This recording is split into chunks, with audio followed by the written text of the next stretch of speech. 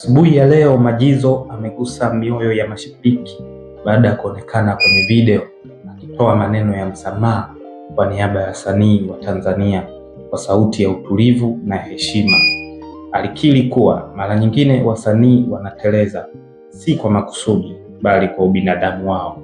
Majizo amesema mashabiki ndio nguvu ya sanaa na bila wao hakuna jukwaa, hakuna mwanga, hakuna hadithi ya mafanikio.